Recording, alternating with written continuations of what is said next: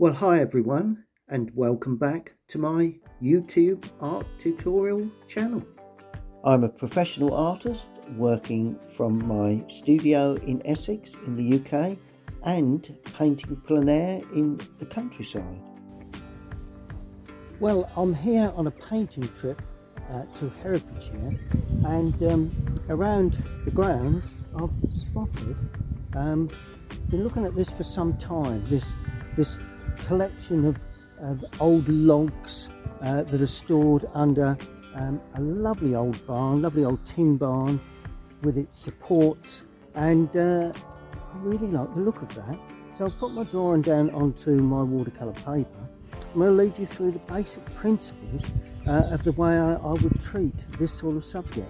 We've got the barn with the red tin, we've got the logs and the feeling that you've got depth, and of course we have distance in the background that really adds to the feeling of depth, as if you want to walk in there. So here we go then, let's get painting.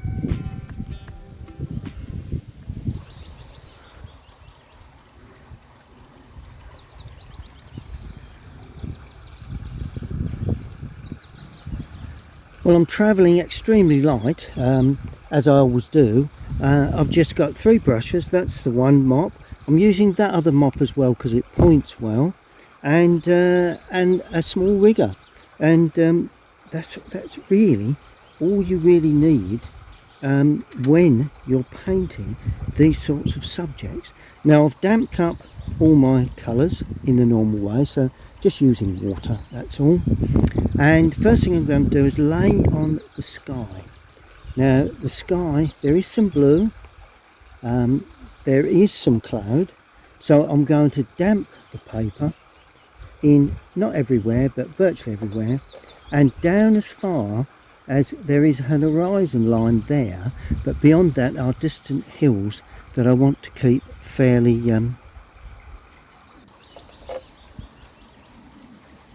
well, when I lay the colour on, I need it to be pretty much blurred, really. So damping the paper is really the best way to do it. So the sky, okay, so let's go blue.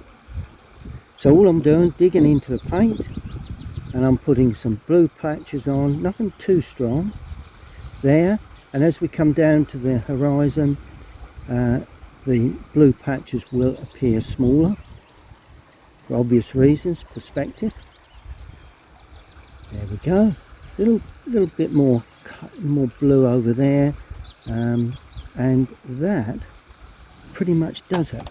Now I'm painting with the sun just from my right hand side, and to get that tone, that colour, I'm using lemon yellow with some cadmium red, and my old trick is to sweep that in, as long as you don't rub it on the paper too much, to get the feeling of light coming from that right hand side, and immediately we've got that sense of light.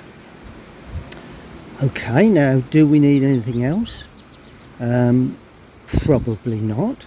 A little bit of grey perhaps, so I'm putting a bit of the Payne's grey in here, because we do have some grey clouds, so I think it's nice to show some, not too much for that tree, but a little here and just a touch there,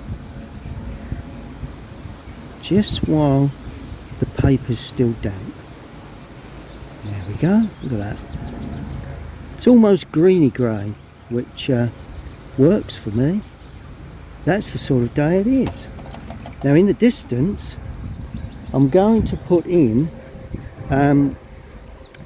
ultramarine with very little water for this, because the paper's already damp. Ultramarine, and what am I going to put with that? I'm going to put alizarin crimson, because I need like a purpley blue colour, just like that.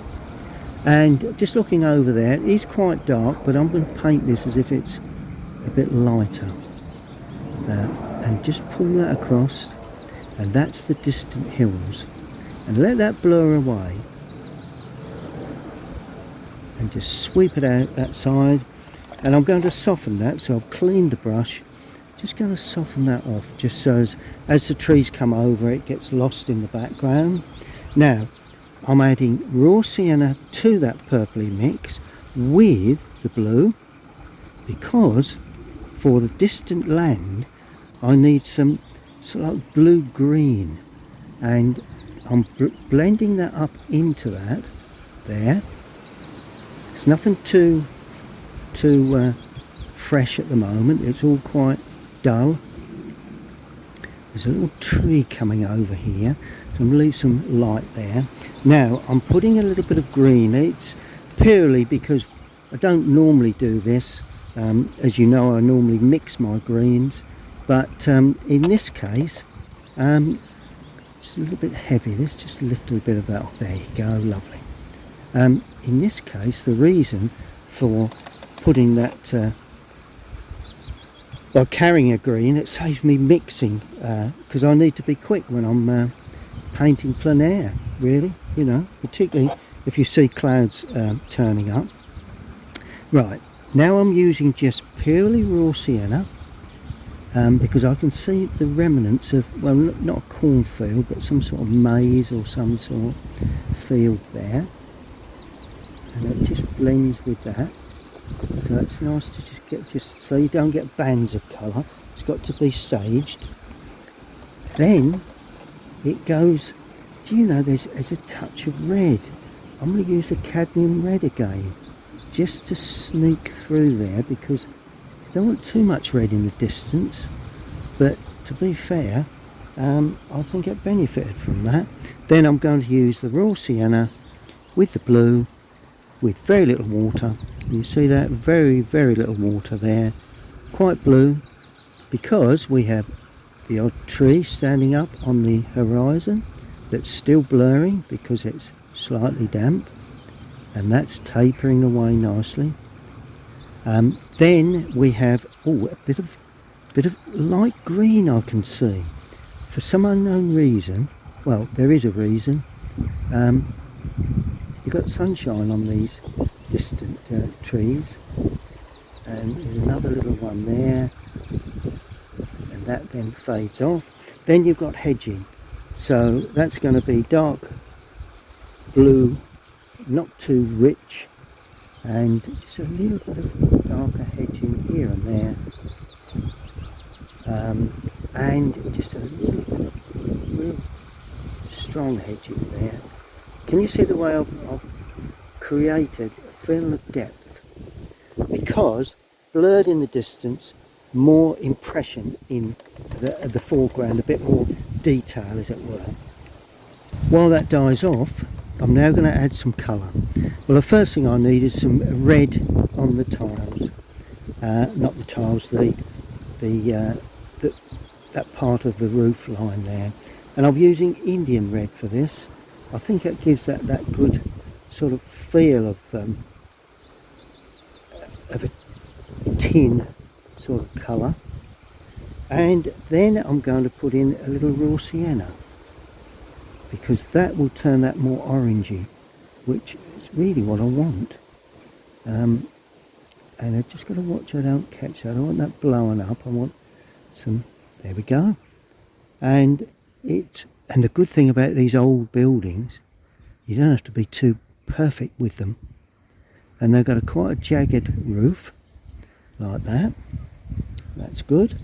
Now, I'm going to mix red, the cadmium red, with raw sienna. And that's going to give me, hopefully, may need a bit of burnt sienna in there. Burnt umber, sorry, I haven't got burnt sienna. And I'm just stroking down, because this is going to be the lighter part of the subject, apart from, of course, if we get any shadows on there, which I will be interested in later on. Okay, right, now The wood, right, well the wood is burnt umber within that, so very, very weak. I'm putting all the light colours in first. A bit of raw sienna going in. Birds are singing. Isn't it lovely when you come out into these sort of places? A bit more burnt umber going in now for these logs a little nearer. That's the bug hut for the bugs, basically. And then the old sort of, it's a little bit of a grey, because those pillars are considerably greyed up because of the age, really. They are wood, but obviously they've greyed off. Now I'm going to put in, that's one thing I haven't got yet, and that's the background here, which will come up above the fencing. Put the fence in shortly, leave some little white areas for fencing, not too much. Just so that it's getting up to, which is quite interesting. Little spiky edges there you go. And that's completed that. Now all I've got to do is put a base on, and that's all my, what I'd class as light colours. And the base is that area leading into the foreground. Now for this foreground grass, I've used a made up green with a little bit of blue in there to start. And I'm going to start off in that area because it is quite a grassy green, nice green colour, which you know, sometimes you don't get. But this time of year we just had rain here, and it seems to have worked particularly well to green the grass up, so that could be a bonus. Now as it comes forward, grass may go right in there, right into the depth of the barn. As we come forward, I'm adding a bit of red to that, and all I'm doing is picking up any red that I've got on the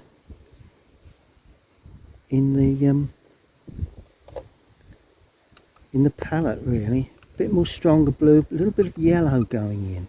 That's it. There we go. Pull that forward. That's what I've done. I've pulled it forward. A bit more yellow, and some more yellow that's going to flick up for these. Well, initially they are sared grasses, but to start with, I'm going to put them in the green colour. I like the idea of this nice foreground green, and then a splash of red in that. If you remember, just a cadmium red, I always say that the red pulls the eye in to the picture. And that's what I've done. And that is all the light tones in. Now I've mixed burnt umber with Payne's Grey and a little violet. It's not my normal mixers, but and a little bit of red, just a bit of red in there, because what I want to do, I want to paint in the dark opening. So really I'm producing the dark opening now and trying to shape the brush so we get a jagged edge to that. Right, in the lower area, now this is where we get the real dark tones of that. Going to have to be fairly quick here, because if we're not going to get the yeah, it's a little bit there perhaps. Yep. Now as we go down, this is the beauty of these big brushes. We're going to add blue to that. That gives us a sense of depth. Not too worried about the shape of those posts at this stage, but remember, when you're painting in watercolour, what you leave is what you've got at the end. So it's always worth thinking of that.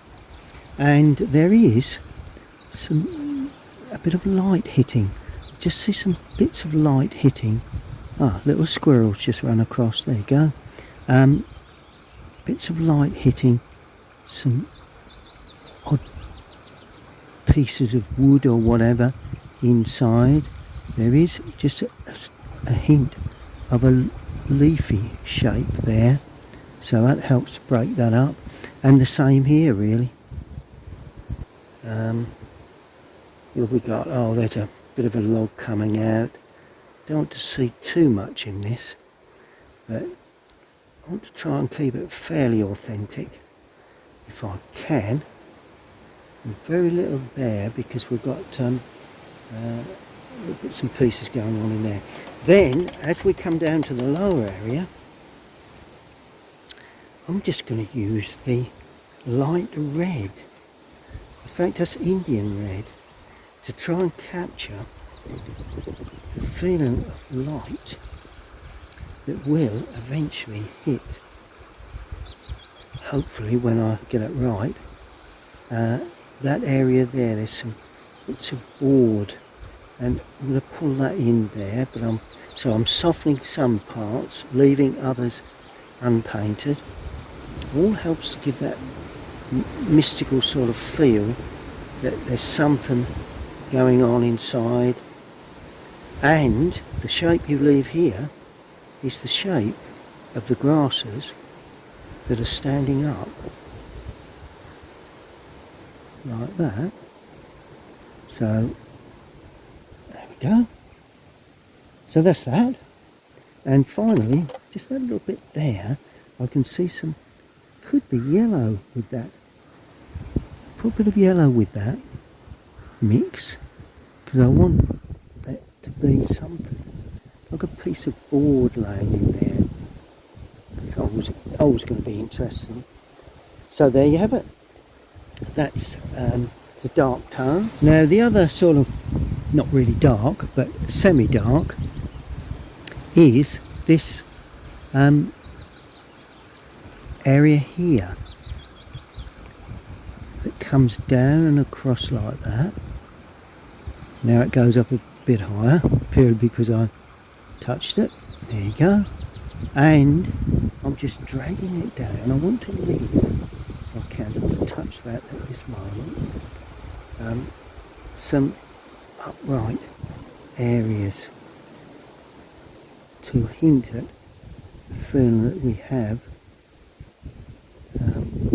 corrugation, that's what we call it.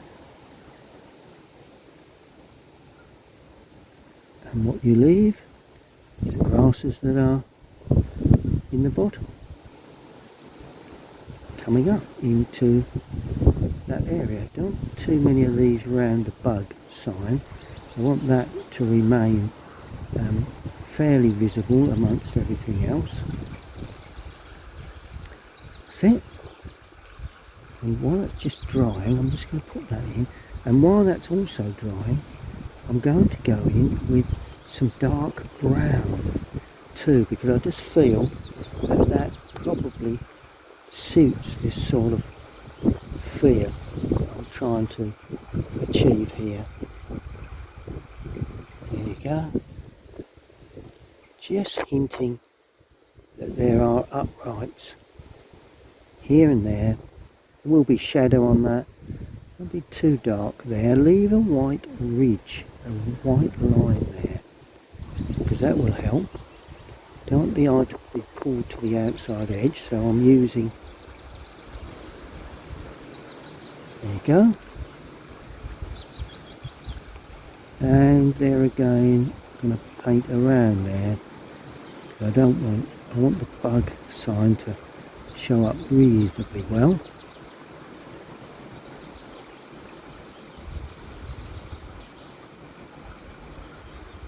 That's it. And that is all I need to do for the side of the barn.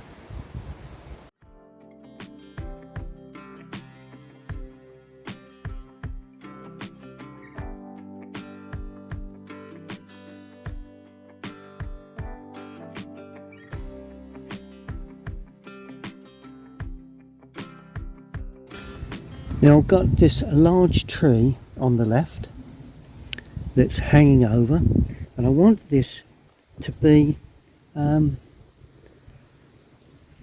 it is actually quite dense. So I've shaped the brush so that I can paint down. I also want the way the leafing hangs out. And there are gaps, particularly on the outside edge here. So I don't want to paint that all in. Always nice to have some gaps, because if you don't, as one artist used to say, you've got nowhere for the birds to fly through. But there you go. Don't want anything up top there, that's all going to be thick and dense. But one or two little patches here and there, just trying to work down before I get too close to that. There you go. That's good. Yeah. Now I'm adding more blue with that to get some slightly, well, it'll have to be more black actually, because that'll just save a bit of time, because I want to have some darker touches as I come down and on the outside edge. Not too much interest up there. And then I'm going to rub that right the way over those branches, but some places will be a little lighter. There we go. And then the outside edge, oh, we've got a severe branch hanging like that. I like to pick up the features of these.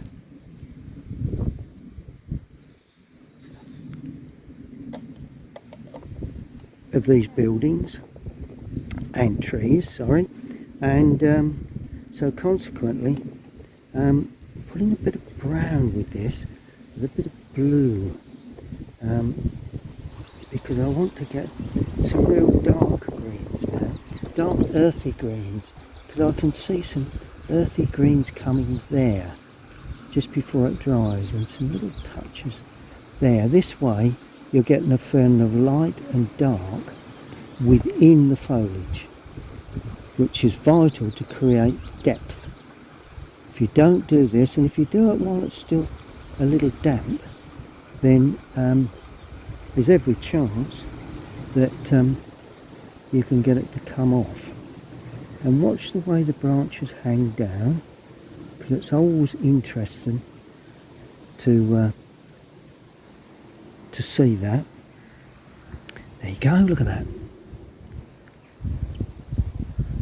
Then we have pretty much a solid area here, so I'm going to go really dark in all of that area, because I want that to show up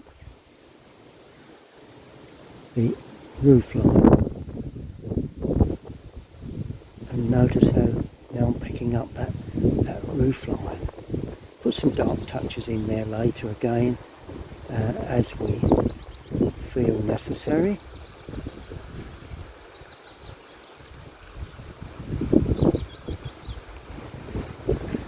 There you go, look at that. And there are some light areas, of course, but I want all these dark areas to help frame the roof of that building. Look at that. That's the way you do it. Right, now there's just a branch hanging out there, nice and neat. That's it, that comes down like that. Right, now we pretty much allow that to dry really, and we turn our attention to the right hand side. Now I need some more green, so I'm putting cadmium yellow with that. So we get a similar green to that, but I'm also putting that other green in just to give it a bit more fresher feel, because we have a bit dense that. Never mind. It's got to be fairly dark to show up the lights behind, and I think that gives it quite a different feel, that, because this is what we have here. I don't want to cover up that distance too much. I do like that distance, but having said that, And we've got the other tree coming out like that. Whether it'll be dark or light, I haven't worked out yet. But then we've got some branches coming out there, like that. And then some branches coming out there like that. And these are going to go over a lot of that post. And to be fair, need to be just a little bit more yellow. So I've cleaned the brush, putting a bit of yellow in there now. It's quite dense in this area, and I'm going to have those a little bit lighter, as you can see. So that's what I'm going to do for a start. Put a bit of cadmium yellow in the mix and a bit of lemon yellow as well, leaving plenty of white paper initially and a bit more yellow still, because we want light dappling over that area that will create the effect, hopefully, that I'm looking for. Because I want to get atmosphere into this, don't want to be too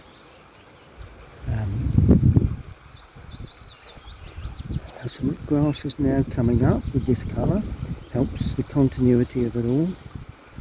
It is mown off, but and we've got some sage grass at this side, so I'm adding raw sienna to that. Just trying to point the brush so I should use the small brush for this, but I may do that more near the end.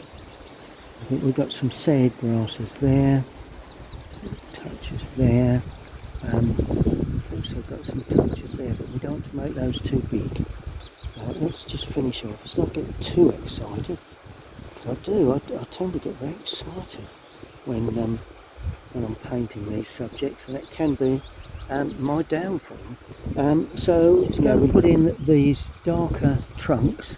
Now most of them do come from there, and they sort of come at an angle, come from right from the back, and they head off up quite substantial, really, like that. And then you have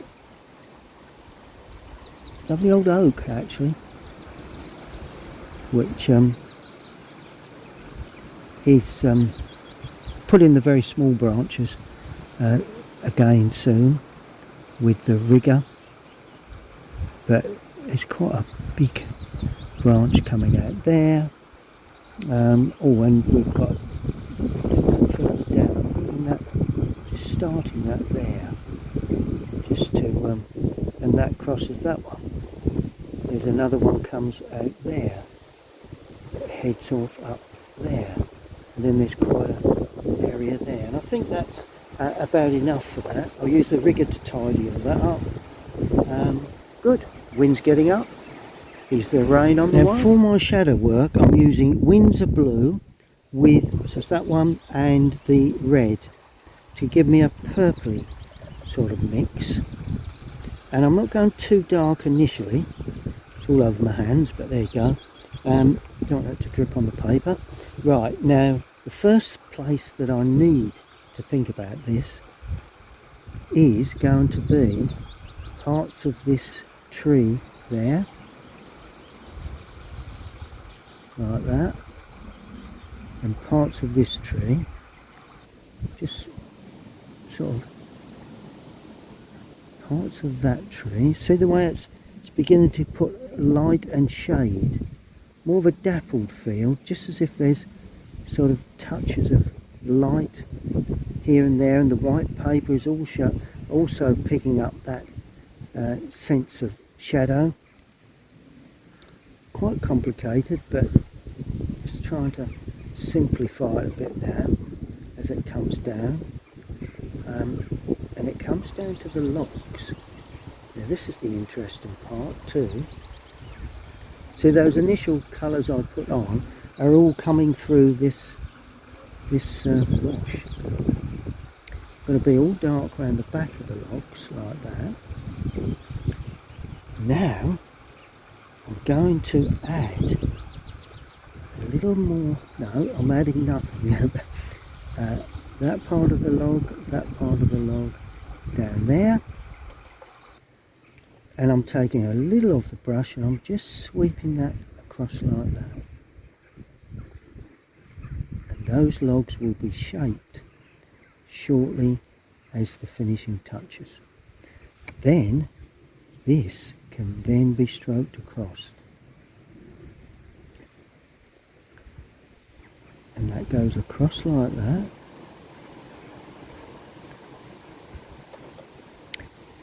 And I'm damping that now, just to make it a little less intense.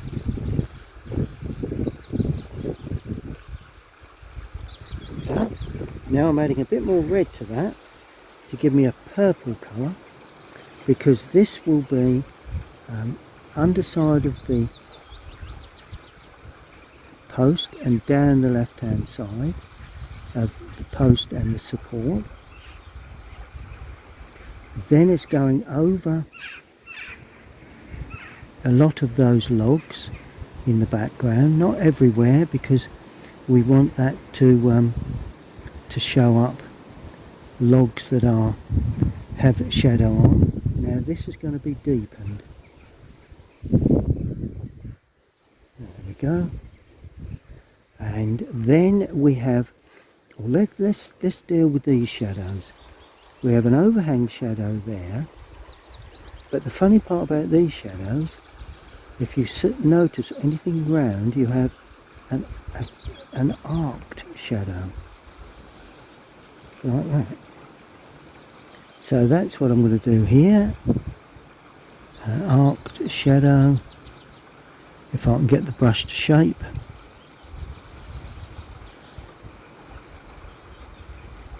Like that. And an arced shadow there, it's got to go the other way, up you come. And this is all going to be in shadow as well. And shadow, I'm putting shadow into there as well now, because some of that will be in shadow. Not all of it, some of it. That's nice. See how the browns begin to come through there? We're going to have shadow here inside some of those parts, and one or two little bits of dappled shadow onto those too.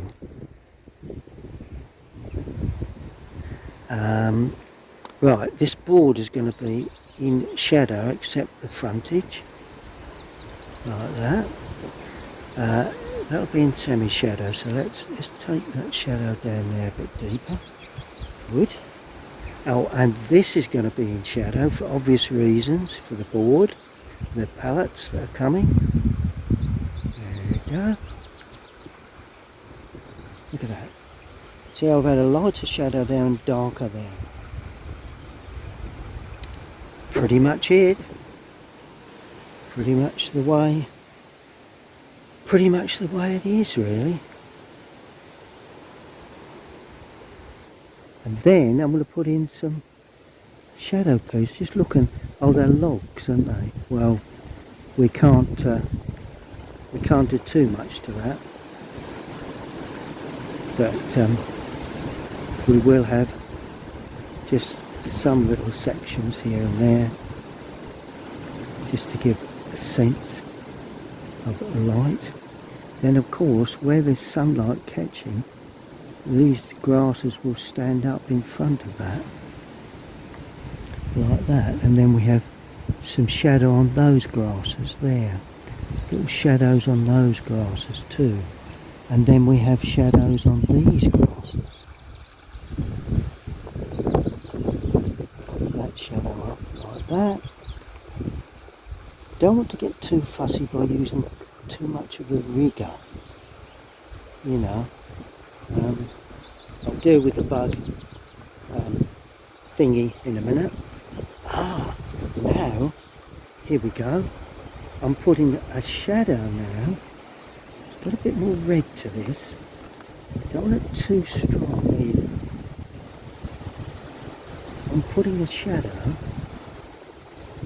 that actually runs down here. Well, there isn't one, but I think it lends itself to having one.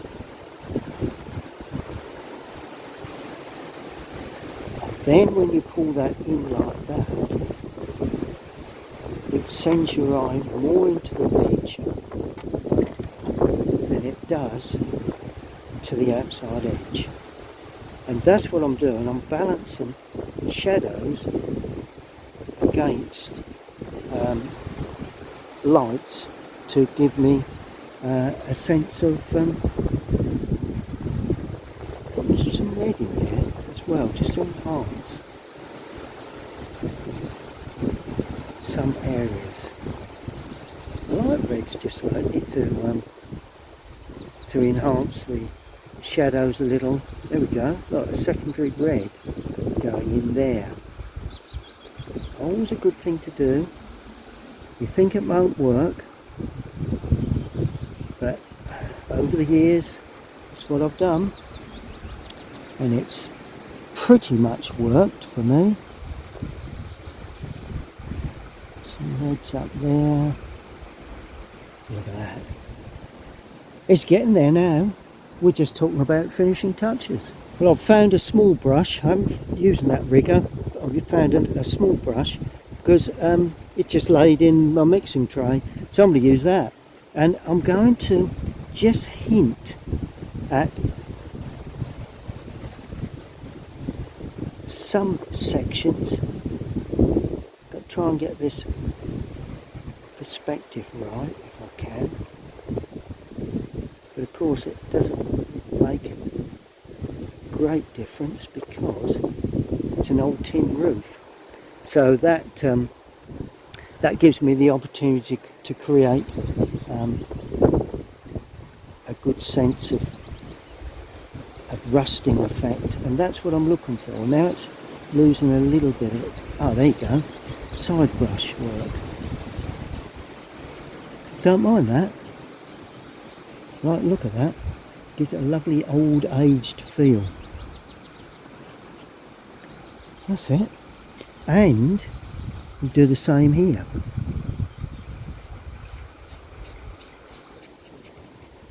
Not too much, just on that corner perhaps.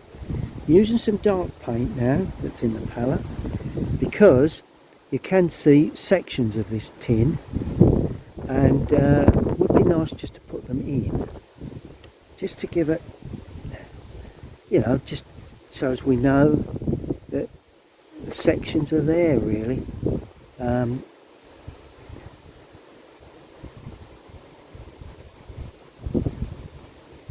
Like that. Little touches, it's nice. Now some really dark stuff.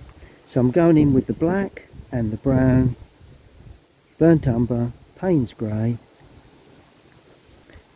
Now we're going to pick up some real dark stuff there for the tin, just so that shows that tin-like edge, but not as much there because it gets less and less as we go. Okay, and I'm putting just a little bit of extra shadow onto there. So we have a primary and a secondary shadow, just to give, so that's why it's give real depth to that. And I'm going to put in, there are some little bolts that hold this down, and let's lose a little bit, there we go. Just to give that just a little bit, even just use a finger just to, there you go, look, just to give that tin that unique sort of feel. There we go. You know, yeah, and there is some little touches along the top there where the ridge tile the ridge tin. I have a ridge tin that so it doesn't leak, you see. So I'm putting that in. I like ridge tiles, so I'm putting the ridge tin in. Just using the finger to soften. It's always a good thing to do. Well, I say always. Quite often. There we go. Then I'm just going to show up where that tin goes like that and where that comes down only by suggestion. And I'm just suggesting then this corner. And, oh, here we go. There is a shadow under here that I'm going to put in now. The reason I'm putting it in now is because I want to show a sense of that tin in shadow in places. So I'm putting some down pieces in. There we go. Let's be one tone darker than that. Put in a little bit more colour. The good thing about this, it doesn't matter if you're not perfectly shaped. There we go. And then that finishes there like that. And of course this first part will be under in shadow. You wouldn't see sun on, if you don't see sun on that, you wouldn't see sun on that. There we go. Right, where else are we going? Right, the bug box. What are we doing with that? I'll tell you in a minute, because I'm not sure just yet. What have we got here? Oh, right, some shadow areas. Yep, there you go.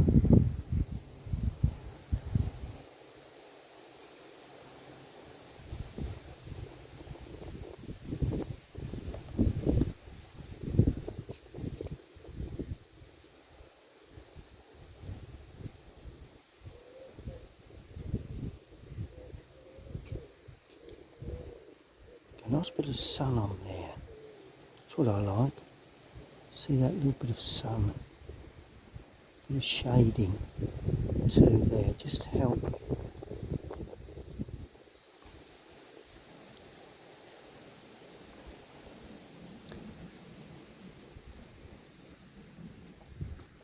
There we go. Try and just lose that to a certain extent. We don't want anything too interesting there. We want that to send the eye through to this area. And then this then is a little bit of shading, not a lot. And a nice bit of edge shading there. There we go. This is pretty much at peace with itself, I suppose you could say.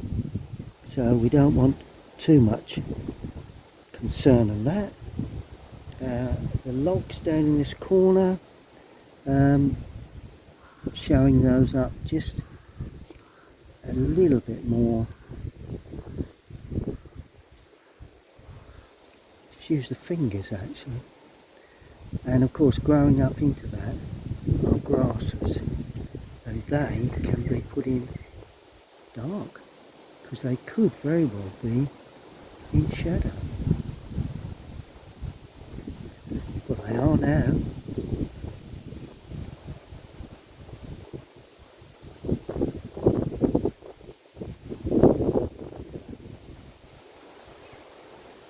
Like the idea of that. Seems to be working quite well. And then, yeah, we just have some. We mustn't overdo this. Now, this is something that I'm telling people all the time, that you don't overdo things.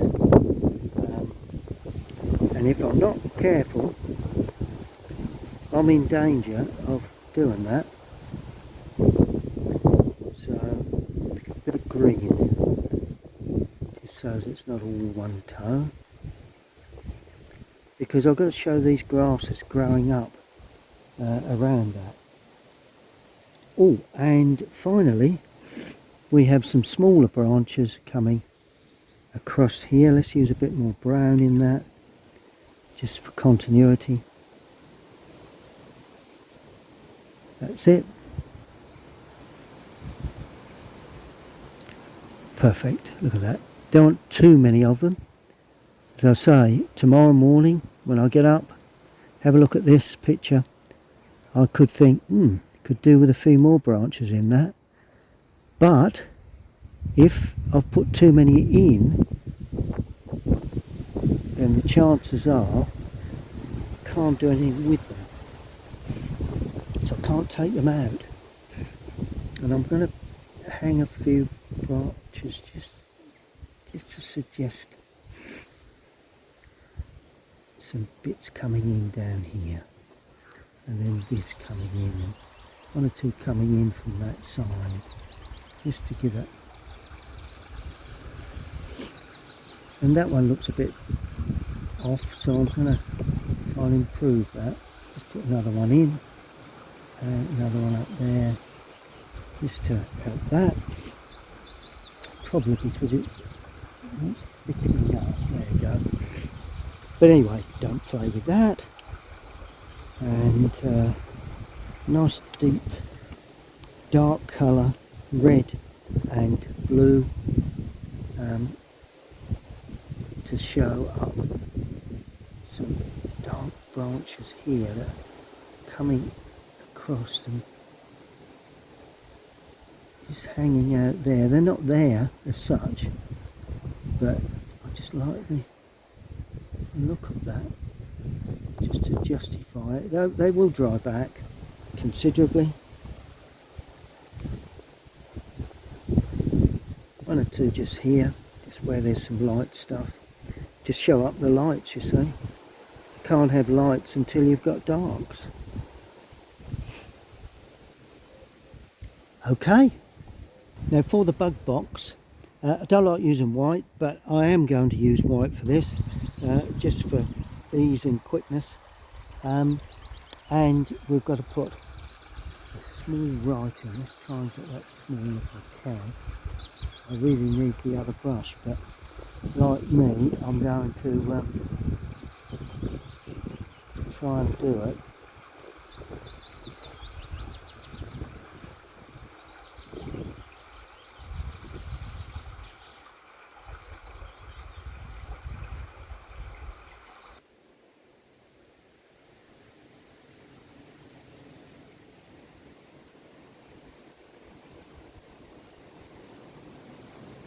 There we are, the bug box. Well, I've taken the surround away, and wind's getting up, and I'm now going to sign it in my normal style, just with simple red paint that I've used. I'll sign it in the bottom left hand corner.